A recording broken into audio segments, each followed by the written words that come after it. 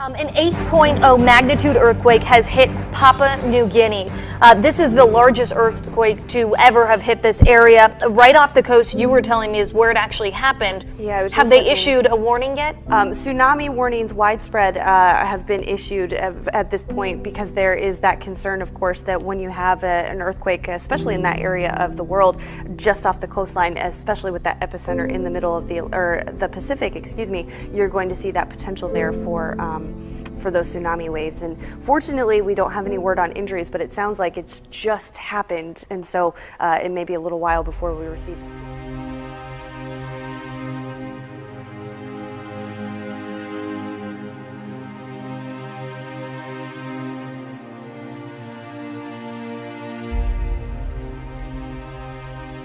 Season for holiday decorations, but a display in one South Florida city has many people feeling disturbed.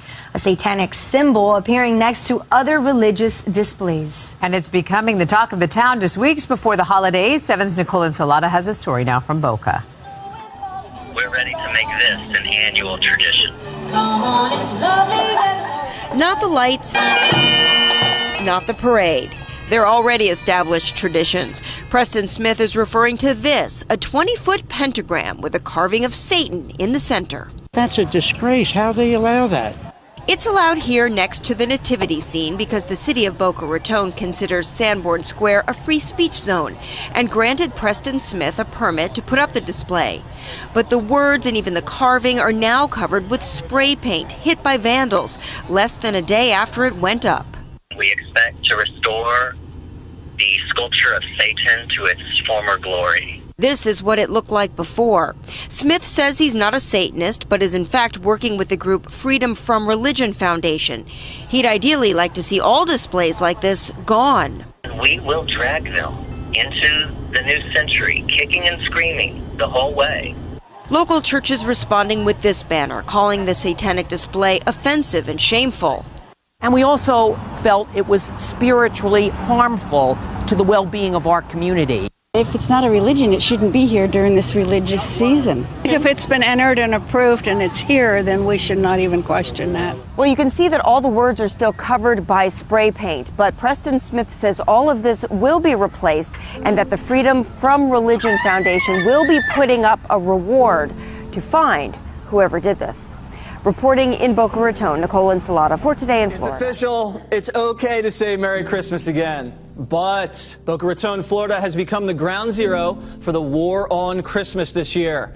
An alleged devil worshiper erecting a satanic symbol directly next to the town hall's nativity scene and Christmas tree. Huge insult.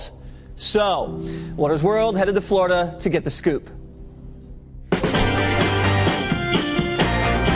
For 27 years, we've had a menorah crush without incident, and then this guy comes along and puts up this offensive display. Everybody has the right to believe whatever they want, but it's kind of like a big, almost like a FU to something right next to it. I don't think it's cool that it was done this way.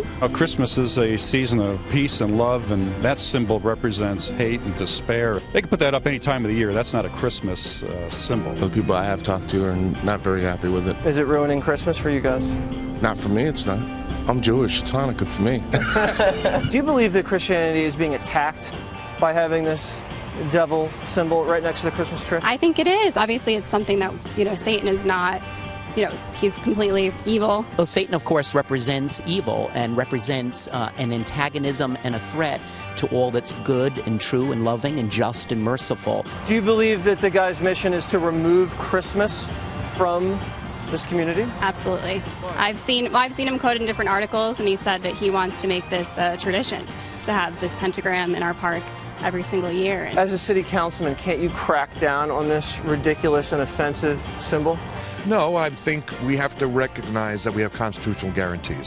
It's not hate speech per se. Even when you put it next to a Christian symbol on purpose? I don't believe that they're trying to incite any sort of action. I think what's happened is it could have been a Festivus poll. A Festivus for the rest of us! What he's done is he put his offensive display out there so that he's getting conversation about what he wanted us to discuss, which was, in his eyes, freedom from religion. religion. Is Satanism even a religion? I don't think so, but it's certainly there to incite violence and hatred, and that's not something that Boca Raton stands for. If you're inciting violence and hatred, can't the city do anything about that? Not according to the Constitution. Unfortunately, we've had our city attorney, and I know our interfaith clergy has consulted with other attorneys on this issue, and it's a First Amendment.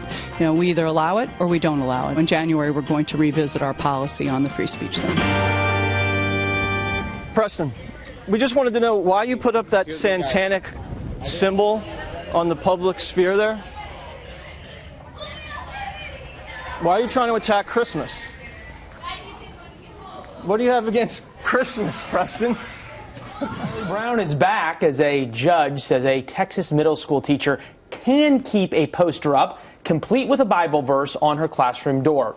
The teacher argued this poster is a protected expression of faith under Texas's 2013 Merry Christmas law, signed by former Governor Rick Perry. The school's principal had ordered the poster taken down. Let's bring in Ashley Merchant, criminal defense attorney, and Richard St. Paul, former prosecutor and criminal defense attorney. Nice to have you both with us, Richard. Good being here. Nice to see you. All right, so pretty interesting here, though, now that we have seen the judge rule on this and say, wait a second, you can have an expression of faith because Texas law allows it. Well, look, yes, you can, but it has to be secular in nature. If Charlie Brown was not there, and let's say Charlie Brown was replaced by Jesus Christ, then the judge, I believe, will have a separate ruling. Under the Merry Christmas law, there has to be some secular point or character that goes along with the biblical course. In this matter, it was explaining what Merry Christmas was about using Charlie Brown.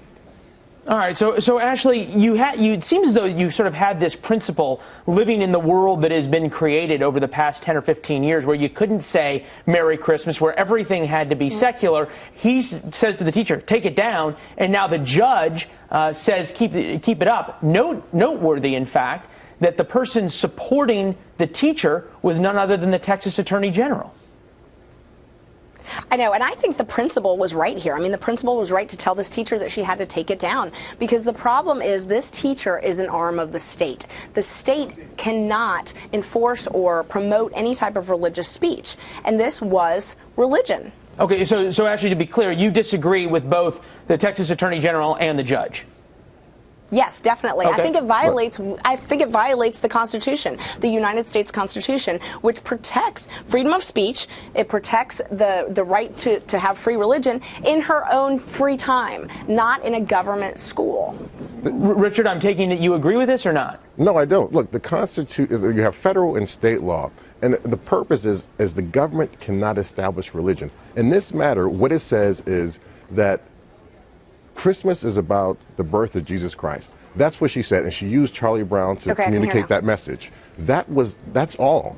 It didn't promote a religion. It was secular in nature, and under the Constitution, which, by the way, the First Amendment protects hate speech. You can burn a cross in somebody's yard, you can flag burn, and you can certainly talk about religion in a secular manner. Yeah, on Wednesday is when the school board voted here to have this taken down, sided with the principal. Then the lawsuit took place. This is the Texas Attorney General. Religious discrimination towards Christians has become a holiday tradition of sorts among certain groups, according to the Texas Attorney General. And Donald Trump weighed in sort of in a broader sense as it relates to what many have called a war on Christmas. So when I started 18 months ago, I told my first crowd in Wisconsin that we're going to come back here someday and we are going to say Merry Christmas again. Merry Christmas. So Merry Christmas, Evan. Happy New Year, but Merry Christmas. So, Ashley, I'll give you the last word here. Is the pendulum going to all of a sudden swing back a little bit? If Donald Trump appoints a conservative Supreme Court justice, which he has, it seems as though you may get more of these Merry Christmas laws and then the court interpreting them in a little bit broader context. I think that you're allowed to have Merry Christmas. You're allowed to have these religious symbols. It's just a question of whether or not you can have them in a government-subsidized school. That is the government. The government cannot support one religion over another. And you've got to consider it. What if this was a religion that we didn't support? If the majority didn't support? What if this was an Islamic, something that was being celebrated in some phrase that supported a Muslim religion or Islamic religion that's not the majority in this country? Then I think that we would view this very differently, and that's what our forefathers came up with this amendment for, the freedom of speech. I mean, that was what this entire country was founded on. Excellent point. Oftentimes it's the contrapositive that puts things in perspective.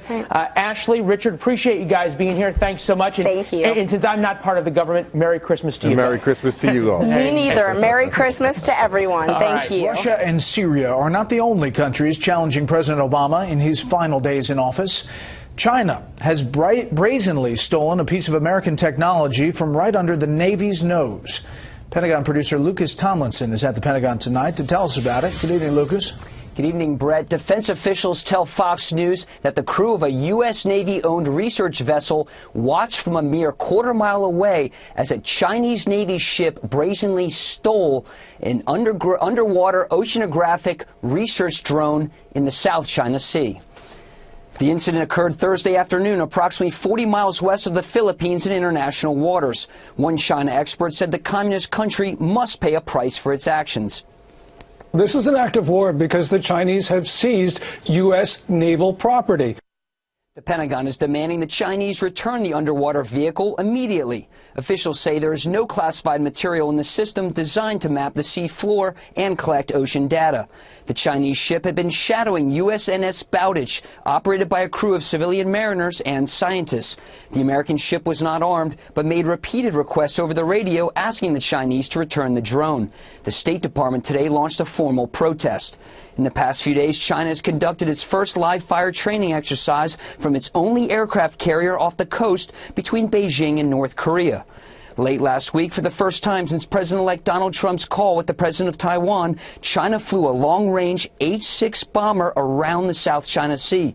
The Chinese had not flown that route since March 2015.